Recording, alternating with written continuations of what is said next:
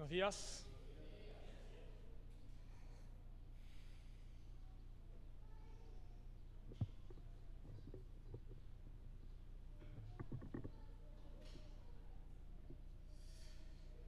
Bueno, hermoso poder alabar al Señor, preciosas verdades que cantamos y, por supuesto, que tienen conexión con lo que vamos a estar enseñando esta mañana.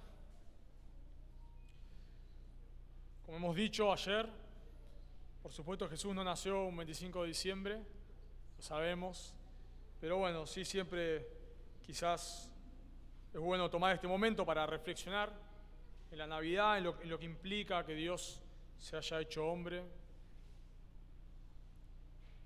que podamos, cada vez estamos más consumidos por el consumismo y cada vez pensamos más en que Navidad son los regalos y todas esas cosas. Ahora capaz con la situación económica no tanto, pero solemos pensarlo así. Y la realidad es que no es así. La Navidad tiene un gran significado, que es que Dios se hizo hombre. Y eso es lo que me gustaría que podamos ver en esta mañana. Así que les invito a abrir sus Biblias en el Evangelio de Mateo, Mateo capítulo 1.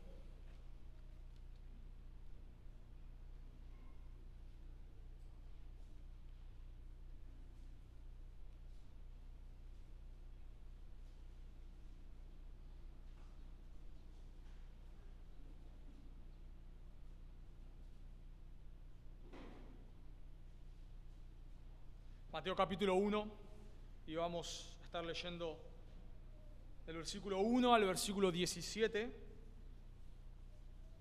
Mateo capítulo 1, versículos 1 al 17. Oramos primero y luego leemos.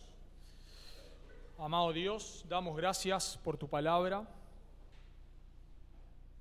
Queremos en esta mañana adorarte ahora al escuchar tu palabra, ser confrontados, animados, consolados. Y por sobre todas las cosas, Señor, te pedimos en esta mañana poder quedar maravillados de que Dios se haya hecho hombre, poder quedar maravillados, Señor, al ver cómo la promesa del Antiguo Testamento del Hijo de David se cumplió. Qué precioso, Señor. Queremos realmente al ver tu plan, al ver, Señor, cómo tú orquestas todas las cosas y cómo tú cumples tu palabra, que en esta mañana podamos quedar rendidos, Dios, rendidos delante de ti, maravillados con tu persona y con la grandeza de tu Hijo. Por favor, y rogamos, Dios, que aquellos que están aquí en esta mañana y no te conocen puedan rendirse a los pies de tu Hijo, por favor. Te lo pedimos en el nombre de Jesús. Amén. Dice la palabra de Dios, libro de la genealogía de Jesucristo, hijo de David, hijo de Abraham. Abraham engendró a Isaac, Isaac a Jacob y Jacob a Judá y a sus hermanos. Judá engendró a Tamar, Judá engendró de Tamar a Fares y a Sara. Fares a Esrom y Esrom a Aram. Aram engendró a Aminadab a Nazón y Nazón a Salmón. Salmón engendró de Rahab a Boz. Boz engendró de Ruth a Obed y Obed a Isaí. Isaí engendró al rey David y el rey David engendró a Salomón, de la que fue mujer de Urías. Salomón engendró a Roboam, Roboam a Abías y Abías a Asa. Asa engendró a Josafat, Josafat a Joram y Joram a Usías. Usías engendró a Jotam, Jotam a Acaz y Acaz a Ezequías. Ezequías engendró a Manasés, Manasés a Amón y Amón a Josías. Josías engendró a Joconías y a sus hermanos en el tiempo de la deportación de Babilonia. Después de la deportación a Babilonia, Jeconías engendró a Salatiel y Salatiel a Zorobabel. Zorobabel engendró a Abiud y Abiud engendró a Eliakim. Eliakim a Azor. Azor engendró a Sadoc, Sadoc a Akim y Akim a Eliud. Eliud engendró a Eleazar, Eleazar a Matán, Matán a Jacob y Jacob engendró a José. Y Jacob engendró a José, marido de María, de la cual nació Jesús, llamado el Cristo. De manera que todas las generaciones, desde Abraham hasta David, son 14. Desde David hasta la deportación de Babilonia, 14. Y desde Babilonia, y desde la deportación a Babilonia hasta Cristo, 14. Cuando hacemos una introducción en los sermones, tienen dos propósitos. El primer propósito es captar la atención de lo que se va a enseñar, ese es el primer propósito. Y el segundo es introducir el tema que se va a enseñar. Bueno, creo que el primer punto se cumple solo, porque nos llama la atención predicar una genealogía. No solemos leer las genealogías. Si generalmente empezamos a leer el Evangelio de Mateo, empezamos por el versículo 18. Capaz alguno por cargo de conciencia lee la genealogía, pero ahí la volamos, ni pensamos en la genealogía. Y la realidad es que si busco una predicación para mirar por internet, no voy a poner una predicación de genealogías. Si estoy buscando ahí y puedo elegir, no escucho una genealogía.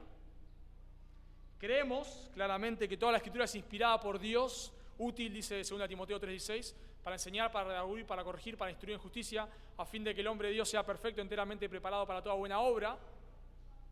Pero dudamos que las genealogías sean útiles. Así que nos cuestan las genealogías, pero cuando miramos en la Biblia, las genealogías no son extrañas. La Biblia está llena de genealogías. Leemos el libro de Génesis, muchas genealogías, muchísimas. Números, genealogías, Ruth, genealogías, Crónicas, 9 capítulos de genealogía. Nehemías, genealogías. Nos llama la atención, la Biblia está llena de genealogías. ¿Por qué tantas genealogías? Bueno, las genealogías cumplían varias funciones. Por ejemplo, si nosotros leemos el libro de Números 33, 54, las genealogías determinaban quién iba a poseer cada parte de la tierra, por ejemplo. Cuando vamos al libro de Esdras, luego del exilio, cuando Israel vuelve a su tierra, las genealogías determinaban quién podía ocupar el sacerdocio. Por ejemplo, leemos en Esdras 2:62, dice: estos, un grupo de personas, buscaron su registro de genealogías y no fue hallado y fueron excluidos del sacerdocio. O sea, ellos no pudieron comprobar que eran descendientes de Aarón y por lo tanto no podían participar del sacerdocio. Así que las genealogías son importantes en la Biblia, muy importantes. Y en esta mañana vamos a estudiar una genealogía, porque la genealogía que vamos a estudiar nos va a revelar dos aspectos del carácter de Dios. En esta genealogía vamos a poder ver dos aspectos del carácter de Dios. Y el primer aspecto del carácter de Dios que vemos, que resalta esta genealogía claramente, es la fidelidad de Dios. En esta genealogía vamos a ver en primer lugar la fidelidad de Dios. Y vemos que Mateo comienza con una genealogía, así comienza su evangelio, porque él nos quiere mostrar una conexión. Él nos quiere mostrar que lo que ahora va a comenzar en el Nuevo Testamento tiene conexión con el Antiguo Testamento. O sea, nosotros solemos ver el Antiguo Testamento como historias aisladas, la historia de David, la historia de José, la historia de Josué, la historia de Salomón, la historia de Sansón, la historia de Daniel, historias que solemos tomar y enseñar para moralizar en el Antiguo Testamento. Y luego comenzamos a ver el Nuevo Testamento como que el Nuevo Testamento se trata de Jesús, como que es otra cosa. Una cosa del Antiguo Testamento, historia de héroes, y ahora el Nuevo Testamento es la historia de Jesús. Pero no es así, no es así. El Nuevo Testamento viene a cumplir lo que estaba profetizado en el Antiguo Testamento. Y esta genealogía nos va a mostrar que las promesas hechas por Dios ahora vienen a ser cumplidas en el Nuevo Testamento.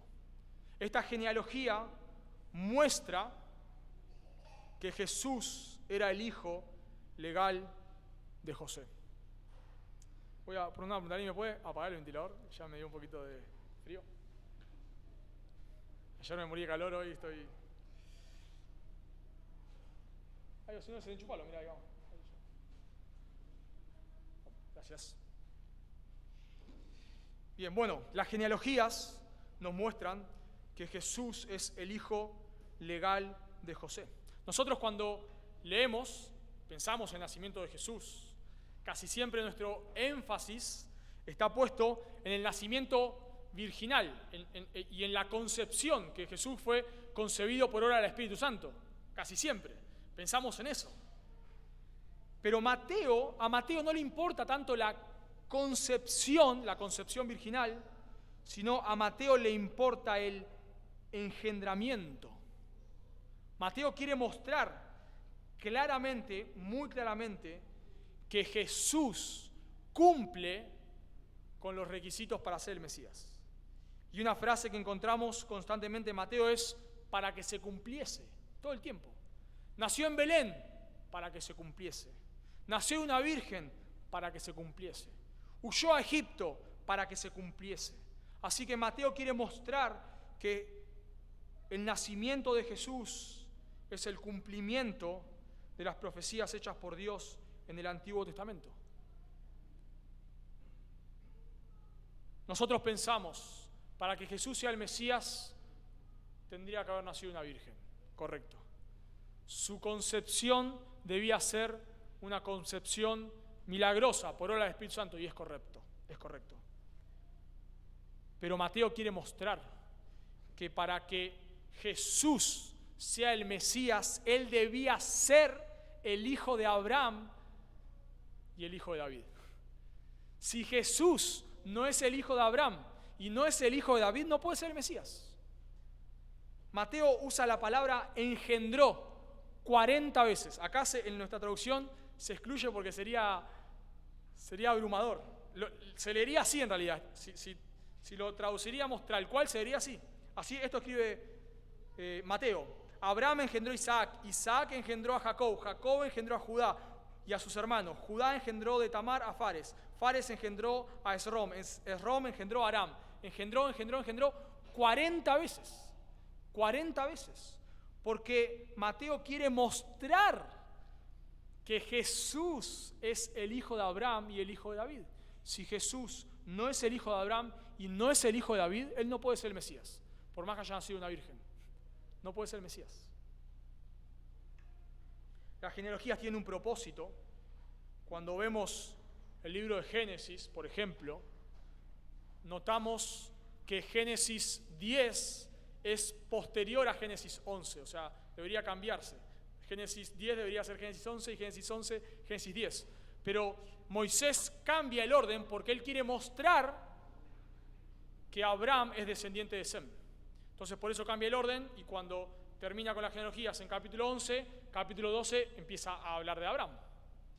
Bueno, acá Mateo no tiene la intención de mostrar toda la genealogía. No le importa mostrar toda la descendencia de Abraham. El punto de él, el gran punto, es mostrar que Jesús es hijo de David e hijo de Abraham. Y así comienza, nota en versículo 1, libro de la genealogía de Jesucristo, hijo de David, hijo de Abraham. Ese es el título. Lo mismo pasa en Génesis 5.1. Este es el libro de las genealogías de Adán, y comienza a narrar las genealogías. ¿Y por qué esto es tan importante? ¿Por qué es tan importante que Jesucristo sea hijo de David e hijo de Abraham?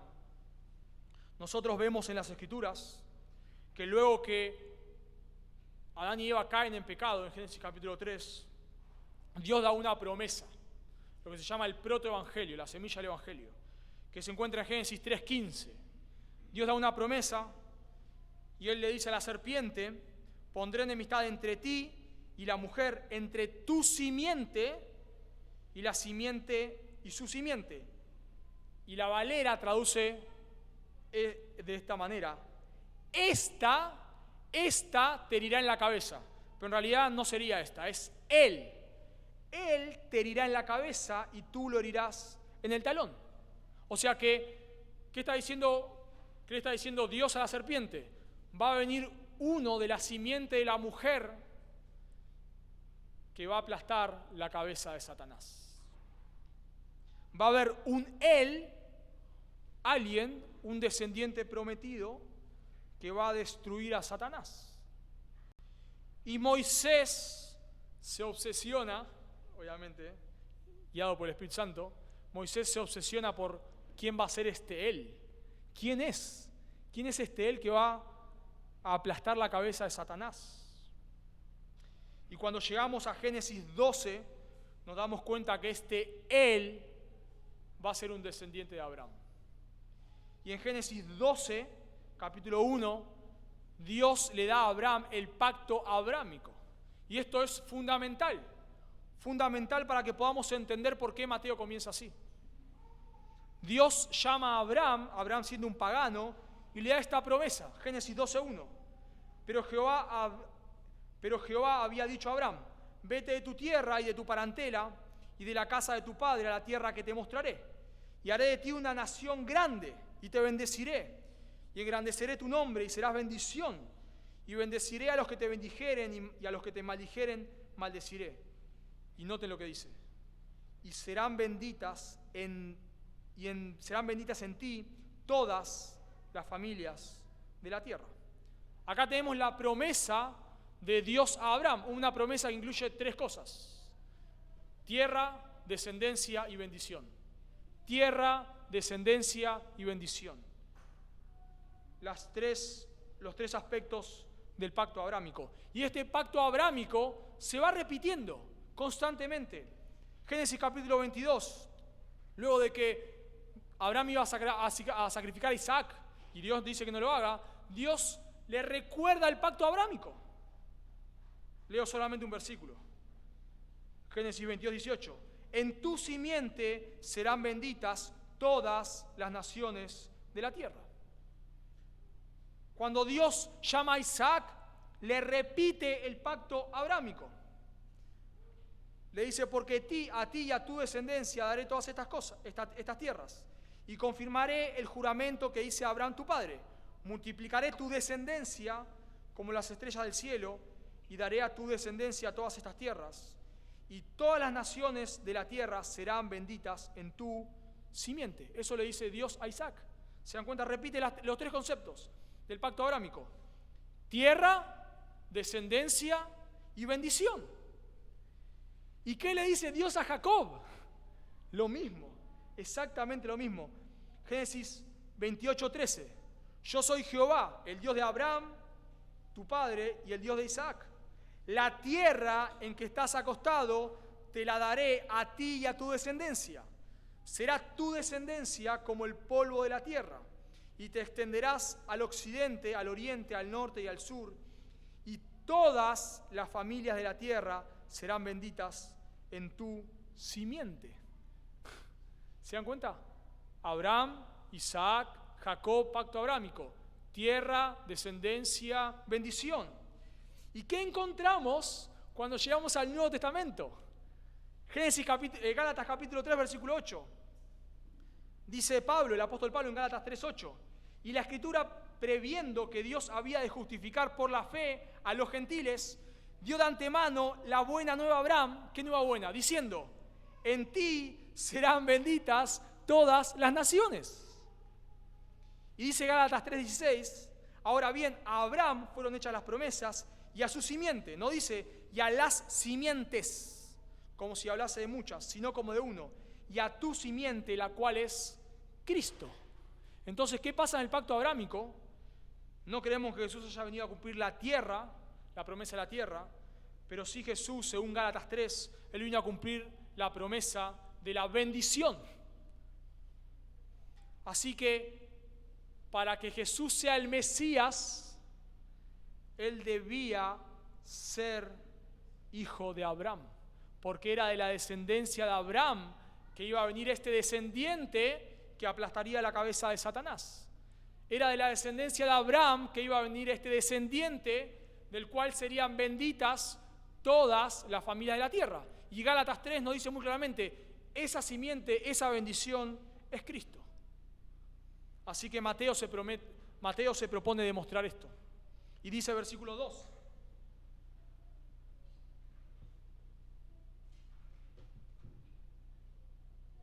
Noten ahí, en versículo 2. Abraham engendró a Isaac. Uno lee esto y parece que Abraham tuvo un solo hijo.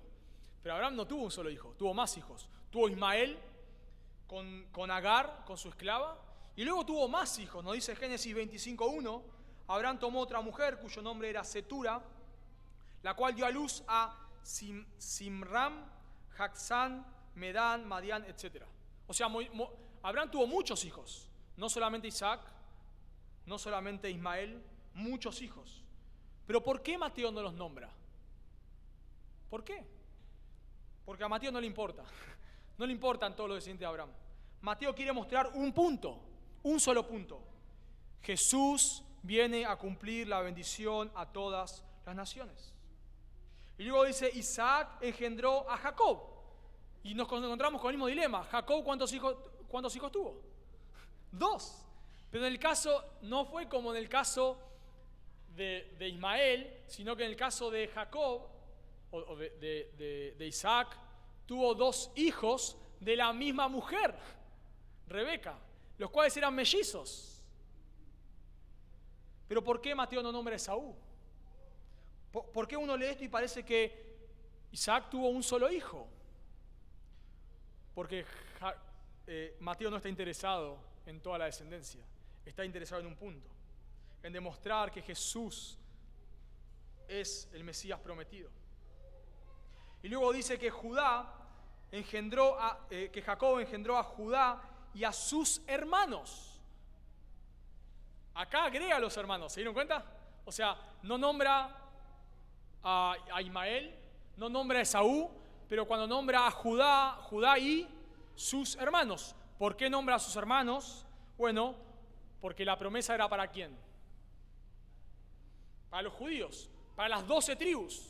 Las 12 tribus. Entonces, la promesa al ser para las 12 tribus incluye a Judá e incluye a sus hermanos. Por eso los incluye. Pero ¿por qué nombra solo a Judá y no a sus hermanos?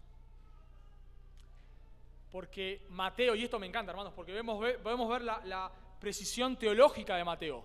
Mateo sabía que el Mesías, si bien sería un judío, él vendría ¿de qué tribu? De la tribu de Judá. Dice Génesis 49:10. No será quitado el cetro de Judá, ni el legislador de entre sus pies, hasta que venga Silo. ¿Quién es Silo?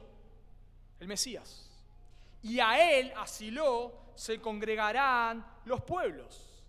Entonces, cuando Jacob le da la bendición a Judá, le dice que va a venir un descendiente de Judá, alguien de la tribu de Judá, llamado Silo, al cual se postrarán, se rendirán, se reunirán todos los pueblos de la tierra. Y Mateo sigue. Judá engendró de Tamar a Fares y a Sara. Fares a Esrom y Esrom a Aram. No sabemos por qué nombra acá a Sara. Tampoco sabemos mucho de Esrom y Aram. Pero sí dice que Aram engendró a Aminadab y Aminadab a Nazón. Aminadab es el padre de Elizabeth. Nazón, según 1 Crónicas 2:10, es uno de los líderes de la tribu de Judá. Así que Mateo sigue trazando su línea. De Abraham a Isaac, de Isaac a Jacob, de Jacob a Judá, de Judá a Nazón. Y dice Nazón a Salomón, Salomón engendró a Rahab, de Rahab a Boz engendró de Ruth a Obed, y Obed Isaí, e Isaí engendró al rey David. Y nos encontramos con el mismo dilema. ¿Cuántos hijos tuvo Isaí? Bueno, otros más, ¿no? 6 por lo menos. Pero no los nombra. No los nombra. También sabemos que David no fue el primer rey de Israel. ¿Quién fue el primer rey de Israel? Saúl. Pero tampoco se dice nada. Absolutamente. ¿Por qué? Por lo que dice el versículo 1. Libro de la genealogía de Jesucristo, hijo de David, hijo de Abraham. Mateo quiere mostrar que Jesús es hijo de Abraham y ahora quiere mostrar que es hijo de David. ¿Por qué es tan importante que Jesucristo sea hijo de David? Porque venía a cumplir con el pacto davídico. Así como Dios hizo una promesa a Abraham, que de su descendencia serían benditas todas las familias de la tierra, Dios hizo una promesa a David y le dijo que iba a haber un heredero de David que se iba a sentar sobre su trono. Leemos en 2 de Samuel capítulo 7, versículo 12, 2 de Samuel 7, 12, Dios le dice a David: y cuando tus días sean cumplidos y duermas con tus padres, yo levantaré después de ti a uno de tu linaje, el cual procederá de tus entrañas, y afirmaré su reino. Él edificará casa a mi nombre, y yo afirmaré para siempre el trono de su reino. Yo le seré a él por padre, y él me será a mi hijo. Y si él hiciere mal, yo le castigaré con vara de hombre y con azotes de hijo de hombre. Pero mi misericordia no se apartará de él, como se apartó de Saúl, al cual quité de delante de ti. Y será firmada tu casa y tu reino para siempre delante de tu rostro, y tu trono será estable eternamente.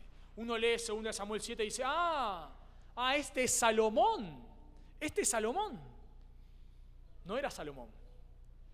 ¿Y cómo entendieron los judíos la promesa del pacto davídico? ¿Entendieron que era Salomón? No. ¿Cómo lo sabemos? Porque luego de que Salomón muere, luego de que el reino es dividido, la promesa del pacto davídico sigue en pie. Leemos en el Salmo 89: hice pacto con mi escogido, juré a David y mi siervo diciendo: para siempre confirmaré tu descendencia. O sea que luego del exilio, los judíos sabían que lo que Dios le dijo a David en 2 Samuel 7 seguía en pie. Salmo 89, 29. Pondré su descendencia para siempre. ¿Qué quiere decir para siempre? Para siempre. ¿Salomón no podía cumplir eso? Salmos 89, versículo 35. Una vez he jurado por mi santidad, dice Dios, ¿no? Y no mentiré a David. Su descendencia será para siempre, y su trono como el sol delante de mí. Así que hay un pacto con Abraham de bendición a todas las familias de la tierra, y hay un pacto con David, lo cual sería como una actualización del pacto abrámico, que no solamente sería de bendición a todas las naciones de la tierra, sino que este heredero de Abraham se sentaría en el trono de David. Y es precioso, hermanos, porque de vuelta nosotros nos perdemos esto. La verdad es que nuestra teología muchas veces no suele ser muy buena y nosotros nos perdemos todas estas conexiones. Pero había una expectativa, una gran expectativa mesiánica para los judíos. Los judíos aguardaban, nosotros leemos esto y quizás leemos el pacto davídico y no nos damos cuenta, pero los judíos entendían que había una promesa de un rey que se sentaría en el trono de David que no se había cumplido.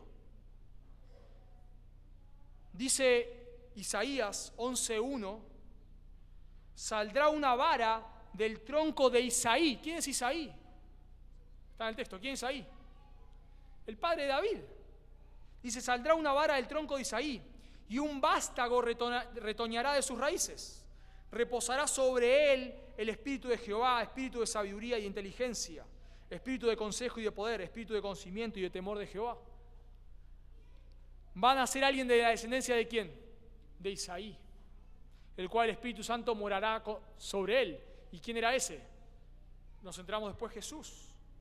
Me encanta, nosotros solemos citar Isaías 9 para hablar de la divinidad de Jesús. Dice Isaías 9:6, todos lo conocerán este texto: porque un niño nos es nacido, hijo nos es dado, el principado sobre su hombro, y se llamará su nombre, ¿cómo?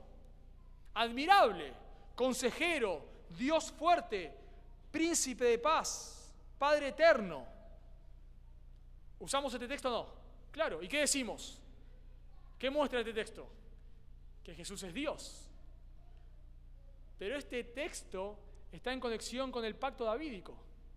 Dice versículo 7: lo dilatado de su imperio y la paz no tendrán límites sobre el trono de David y sobre su reino, disponiéndolo y confirmándolo en justicia y en juicio, desde ahora y para siempre. O sea, este príncipe de paz, ¿dónde se iba a sentar? Sobre el trono de David. O sea, ¿se dan cuenta que Isaías le escribe a un reino dividido? Pero a pesar de que el reino está dividido, el pacto davídico sigue en pie. Y la esperanza mesiánica sigue en pie. Dice Jeremías 23:5. He aquí vienen días, dice Jehová, en que levantaré a David renuevo justo y reinará como rey. Luego de que el reino del norte es exiliado, la promesa davídica, el pacto davídico sigue en pie. Es impresionante, hermanos. Nosotros nos damos cuenta de la expectativa mesiánica. Los judíos estaban esperando al Mesías rey. Ellos sabían que vendría un descendiente de David, que se sentaría en el trono de David y que todavía no había llegado. Había expectativa mesiánica. ¿Cómo lo sabemos? ¿Cómo lo sabemos? Me encanta, hermanos, me encanta esto. Nosotros no hacemos estas conexiones, pero espero que ahora digan qué obvio que era. Mateo 12:22. Mateo 12:22. Entonces fue traído a él, a Jesús, un endemoniado ciego y mudo, y le sanó, Jesús lo sanó. De tal manera que el ciego y mudo veía y hablaba. ¿Está bien? O sea, le traen a Jesús un ciego y Jesús lo sana. Noten lo que dice la gente, Mateo 12:23. Y toda la gente estaba atónita y decía, ¿será este aquel hijo de David? ¿Se dan cuenta de la esperanza mesiánica? Jesús sana a alguien y la gente dice, ¿será este? ¿Será este el que viene a cumplir el pacto davídico? ¿Será este aquel hijo de David? ¿Qué hijo de David?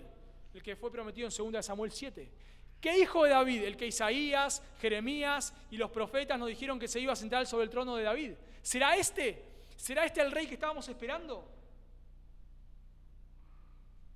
Mateo 15:22. Y aquí una mujer cananea que había salido a aquella región clamaba diciéndole a Jesús, Señor, ¿qué? Hijo de David.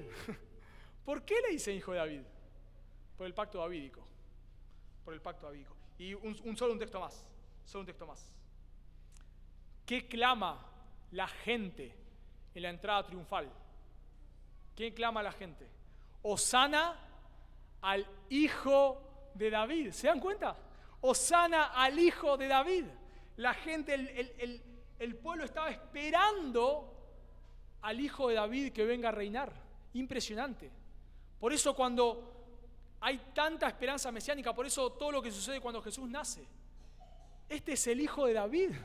Al fin, lo hemos esperado por siglos. Por siglos. Ha llegado el hijo de David. Jesús le pregunta a los fariseos en Mateo 22:41, ¿qué pensás de Cristo? ¿De quién es hijo?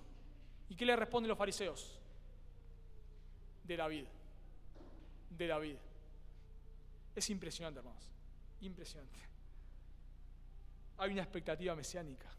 Los judíos estaban esperando a aquel que se sentaría en el trono de David.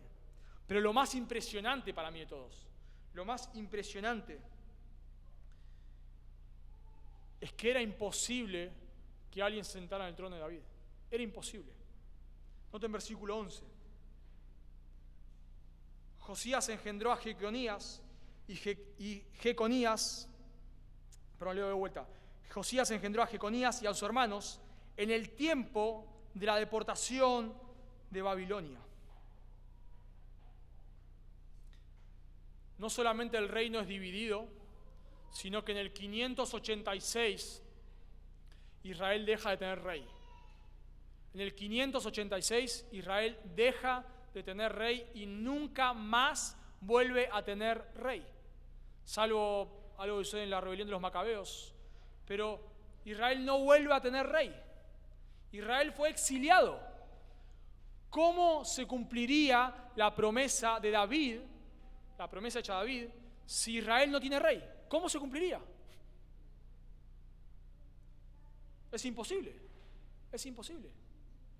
Pero noten lo que sigue diciendo versículo 12. Después de la deportación a Babilonia, Jeconías engendró a Salatiel y Salatiel a Zorobabel. Zorobabel es aquel que Dios usa para uno de los que Dios usa en el retorno de Israel. Así que acá hay algo asombroso. Hay algo asombroso. Dios está... Nosotros pensamos y decimos, es imposible que una virgen conciba por obra del Espíritu Santo. ¿No? Humanamente hablando, es imposible. Es imposible que Jesús nazca en cierta manera de una virgen. Es imposible. Bueno, de la misma manera, hermanos, es imposible que Jesús sea hijo de Abraham, hijo de David. Humanamente hablando, ¿no? Humanamente hablando. Es imposible, porque Israel no volvería a tener rey. Pero la promesa de Dios seguía en pie, y este hijo de David viene. Y es muy llamativo que en los evangelios se cuestiona el nacimiento virginal de Jesús. Los fariseos lo cuestionan, pero nadie nunca jamás cuestionó que Jesucristo era hijo de Abraham, hijo de David. Nadie lo cuestionó. Si Jesús no hubiese sido hijo de Abraham, hijo de David, los judíos nunca lo hubiesen considerado como su Mesías, por más que hubiese nacido una virgen. Así que un judío está leyendo esto y queda impactado, hermanos. Queda impactado. ¿Por qué queda impactado? Porque el hijo de David vendría a juzgar a este mundo. A eso vendría el hijo de David, a juzgar a este mundo. Dice Daniel 7:13, y le fue dado al anciano de días dominio, gloria y reino para todos los pueblos, naciones y lengua le sirvan. Su dominio es dominio eterno que nunca pasará. Y su reino no será destruido. ¿A qué le suena esto? Al pacto davídico. Los judíos esperaban, no tengo tiempo de mostrarlo ahora, pero todos los profetas menores, los judíos esperaban al hijo de David que venga a destruir a los romanos, a destruir a todos los enemigos de Israel, y se vuelva a sentar sobre el trono de David, así como hubo un auge cuando David estaba en su trono y él era rey, así como hubo un auge del imperio de la nación de Israel, iba a haber un auge mucho mayor. Iba a venir un hijo que iba a ser mejor que David y que iba a subyugar a todos los enemigos. Así que acá está la promesa. Acá está el hijo de David. Pero hubo algo que los judíos no comprendieron. Y es que este hijo de David, en su primer venida, no venía a reinar, sino que venía a morir. Por eso, si bien en el primer lugar de esta genealogía aprendemos la fidelidad de Dios con el pacto abrámico y con el pacto davídico, en segundo lugar aprendemos sobre la misericordia de Dios. Vemos en Mateo capítulo 1, versículo 21, noten cómo será llamado este hijo de David. Mateo 1, 21. Y dará a luz un hijo y llamará su nombre Jesús. ¿Por qué llamará este nombre Jesús? Porque él salvará a su pueblo de sus pecados. Acá dice en capítulo 1, versículo 1, el nombre de las genealogías de Jesucristo. Nosotros pensamos que Jesús es el nombre y Cristo es el apellido, pero no es así. Jesús es el nombre y Cristo significa Mesías. Jesús el Mesías, Jesús el Cristo, Jesucristo. Así que este Jesús significa que Él viene a salvar a su pueblo de sus pecados. Antes de que Jesús salvara a Israel de la opresión, ellos debían ser salvos de sus pecados. Y si hay algo que sobresale en la genealogía constantemente, es el pecado del pueblo. Noten versículo 3. Judá engendró de Tamar a Fares. ¿Por qué nombra a Tamar? ¿Por qué no nombra a Sara? Si Sara es la madre de la fe, podemos decir, ¿no? Si Abraham es el padre de la fe, Sara podríamos decir que es la madre de la fe. O sea, ¿por qué no nombra a Sara, la cual es un ejemplo? Se nombra en Gálatas 3, se nombra en 1 de Pedro capítulo 3. ¿Por qué nombra a Tamar? ¿Quién es Tamar? Bueno, Génesis 38. Tamar es aquella que se viste de ramera, de prostituta, y engaña a Judá, el cual era su suegro, para tener intimidad con él y que de él venga su hijo. O sea, Tamar comete un pecado impresionante y Jacob comete un pecado impresionante. Génesis 38. ¿Por qué no la obvia a Tamar? Digamos, si obviaste a todas las mujeres, bueno, nadie te va a decir nada si no metes a Tamar. O sea, si nombraste a todas las mujeres, bueno, también lo entiendo. Pero si no nombraste ni a Sara, ¿para qué nombras a Tamar? ¿Por qué? Porque Mateo quiere mostrar: este pueblo no es digno. Este pueblo es un pueblo pecador. Noten qué otra mujer nombra, versículo 6. Y el rey David engendró a Salomón, de la que fue mujer de Urías. ¿Por qué dice eso? Ni siquiera nombra a Betsabé, porque capaz, si nombra a Betsabé, alguno se pierde la conexión. Literalmente dice así el texto: de la de Urías. Engendró a Salomón de la de Urías. ¿Por qué nombra a Betsabé? ¿Por qué nombra el pecado de David? Porque el pacto abrámico, el pacto davídico, no es hecho con David porque David sea una buena persona, porque David sea digno. Y luego, bueno, me puso un montón de textos acá, pero no los voy a leer todos por tiempo. Pero luego de David, lo que seguimos notando es que empieza a nombrar a reyes, un montón de reyes, algunos buenos, pero muchos de esos reyes totalmente impíos. Por ejemplo, dice 1 Reyes 2:3 que Abías anduvo en todos los pecados que su padre había cometido antes de él. Amón, 2 Reyes 21:20, hizo lo malo ante los ojos de Jehová, como había hecho Manasés su padre. Versículo 21, sirvió a los ídolos, los cuales habían servido su padre, y los adoró. Jeconías, 2 Reyes 24:9, hizo lo malo ante los ojos de Jehová, conforme a todas las cosas que había hecho su padre. Joram, 2 Crónicas 21:6, hizo lo malo ante los ojos de Jehová. Y Manasés, lo que hace Manasés es impresionante.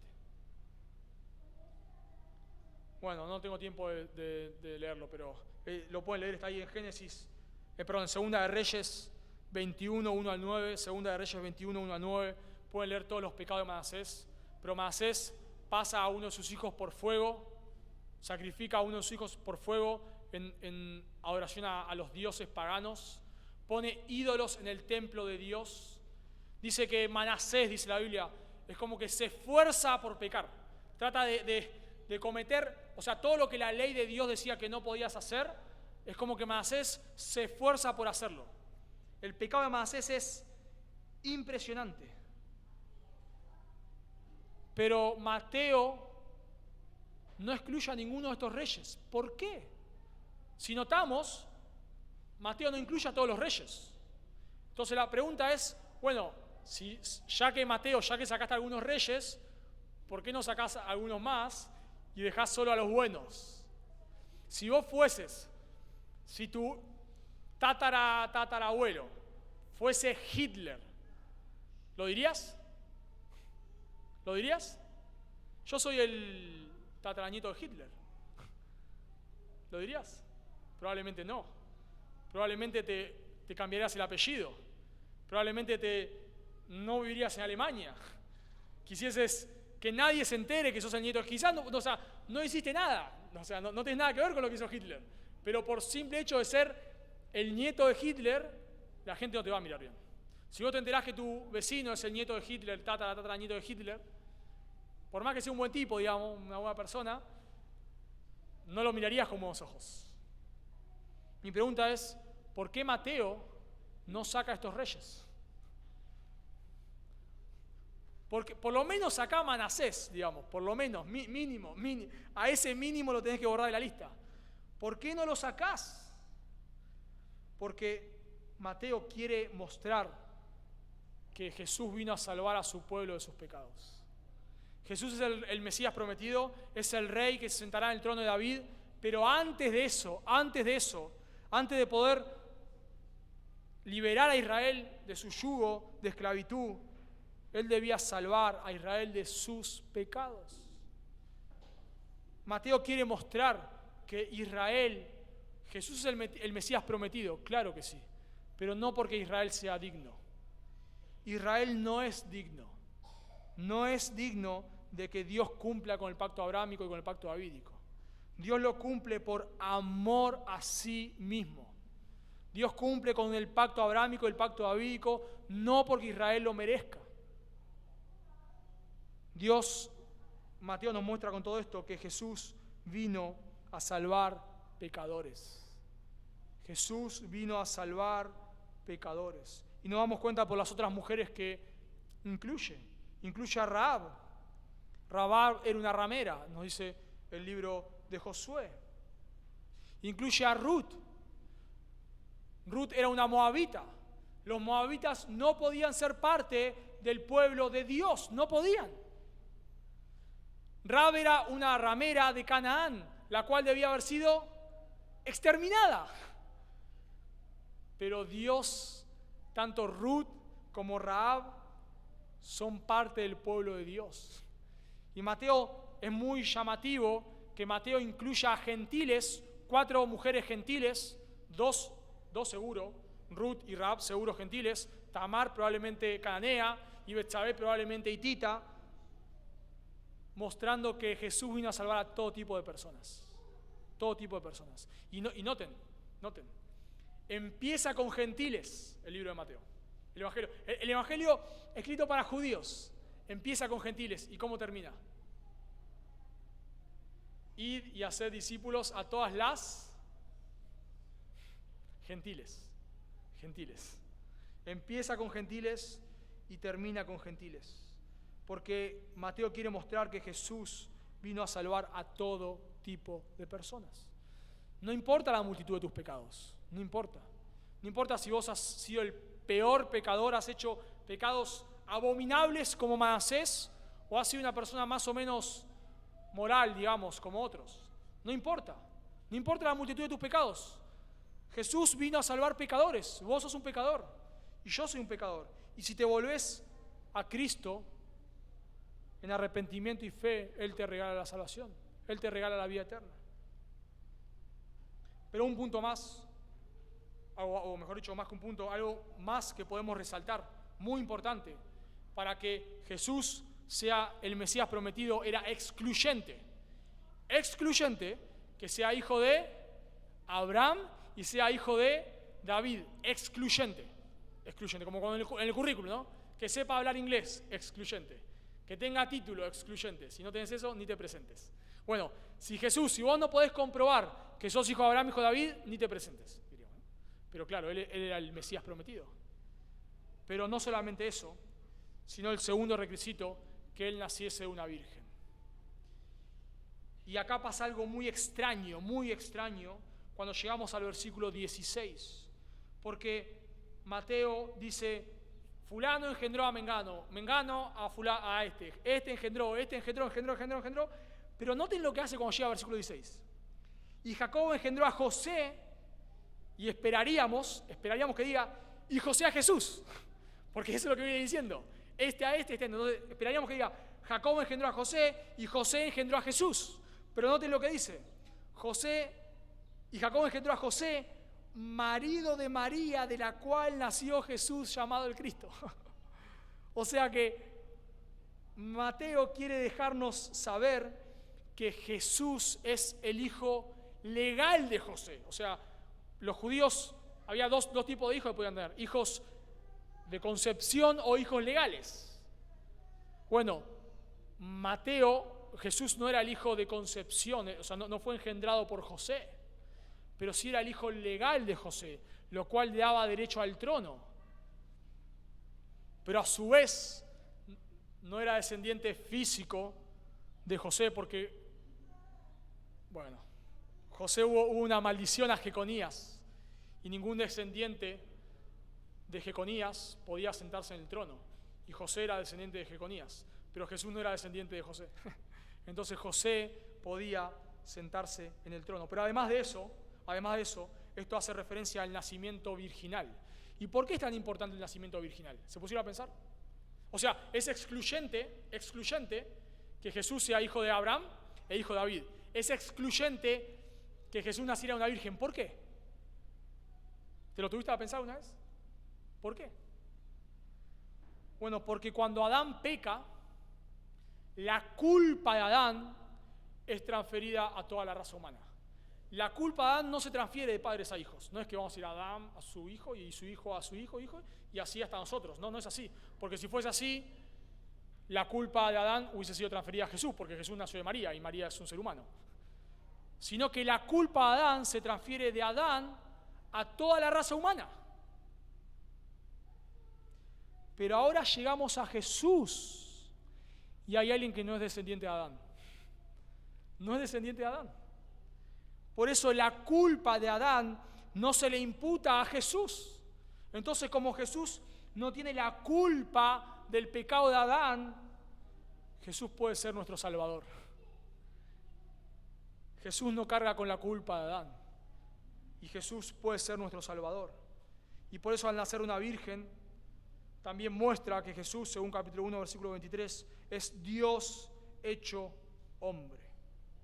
Así que realmente, hermanos, lo que sucede con el nacimiento de Jesús es impresionante. ¿Se dan cuenta cuánta teología hay? Y de verdad que acorté mucho el mensaje para que no se haga tan largo. Pero ¿se dan cuenta cuánta teología hay detrás del nacimiento de Jesús? Lo que nosotros solemos ver el pesebre ahí y Jesús y está lleno de teología. Lleno de teología. O sea que, y no solamente eso, que Jesús naciese, que el Mesías hubiese venido a este mundo, era imposible para un ser humano. Imposible de cumplir. Imposible no solamente que nazca una virgen, imposible que sea descendiente de Abraham, imposible que sea descendiente de David, pero Jesús vino a este mundo porque Dios es fiel a su palabra, porque Dios es fiel en cumplir sus promesas. Pero así como el hijo de David vino una vez, ¿a qué vino? A morir en lugar del pecador. La Biblia dice que al tercer día resucitó de los muertos, y ese mismo hijo de David, la Biblia dice que volverá una segunda vez.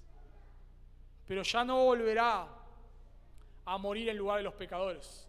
¿A qué volverá el hijo de David? A reinar, a instaurar su reino eterno. Eso que los judíos esperaban, que Jesús viniese, el Mesías, e instaurara su reino, va a suceder. Va a suceder, así como nosotros nos podemos a pensar, y era imposible que Jesús viniese. Era imposible. Bueno, nos podemos a pensar, es imposible que Jesús vuelva por segunda vez, humanamente hablando. El mundo es un caos, el mundo está patas para arriba, la gente ya no le importa a Dios, la gente vive de espalda a Dios. Diríamos, es imposible. No, no es imposible, no es imposible. Eso va a suceder, Jesús volverá. Y la Biblia dice algo, dice que un día toda rodilla se doblará ante Jesús y toda lengua confesará que Jesús es el Señor. Así que vos tenés dos opciones. O doblar tu rodilla hoy ante Jesús y confesarlo como tu Señor y Salvador. Doblar tu rodilla hoy ante Jesús para salvación. Y la Biblia, Jesús dice que todo aquel que a mí viene yo no lo echo fuera. La Biblia dice que si vos vas a Jesús en arrepentimiento y fe, Él no te va a echar fuera. Si hay algo precioso que vemos en los evangelios es que toda persona que buscó a Jesús en arrepentimiento y fe, Jesús le extendió misericordia. Sea un fariseo como Nicodemo, o sea una ramera o un publicano como Mateo. No importa. Cualquier persona que fue a Jesús en arrepentimiento y fe, Jesús le salvó. Pero la Biblia dice que hay una segunda vez donde vos podés doblar tu rodilla ante Jesús. Y eso es en su segunda venida. Pero si vos doblás tu rodilla ante Jesús solamente en su segunda venida, eso será para tu juicio. Eso será para tu juicio. Dice Apocalipsis 19 que Jesucristo volverá y matará a todos sus enemigos con la espada de su boca. Dice que cuando Él vendrá pisará el lagar de la sangre. Jesús matará literalmente a todos sus enemigos. Jesús ya no vendrá como un humilde cordero a morir. Jesús vendrá como un rey todo victorioso a matar y exterminar a sus enemigos. Por lo tanto, si vos estás sin Cristo, yo te ruego que hoy mismo reconozcas tus pecados y reconozcas que solamente hay salvación en Jesús. Solamente en el Rey que nació para morir en una cruz hay salvación. No son tus obras, no es que vengas a una iglesia, no es que leas tu Biblia. Nada de eso puede salvarte, solamente la fe en Jesús, arrepentimiento y fe. Pero no le rechaces, porque Jesús volverá. Jesús volverá. Así como pasaron miles de años y Jesús vino por la primera vez, han pasado 2000 años, pero Jesús volverá. Y si Él no es hoy tu Salvador, cuando vuelva, Él será tu juez. Oramos.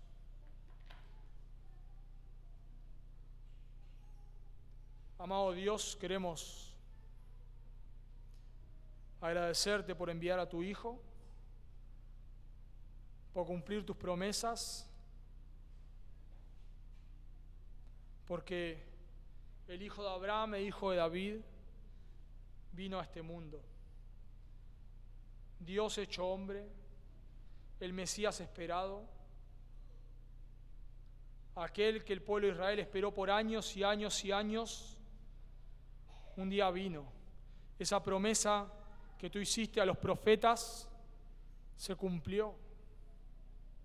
Gracias, Padre, porque humanamente hablando hubiese sido imposible. Si el cumplimiento de tus promesas dependería de la fidelidad de Israel, tu Hijo no hubiese venido. Pero gracias porque depende solo de tu fidelidad. Y tu Hijo volverá una segunda vez para reinar. Aguardamos ese día, Señor. Aguardamos el día en el cual tu Hijo instaure su reino en esta tierra, juzgue a sus enemigos. Aguardamos ese día, Dios.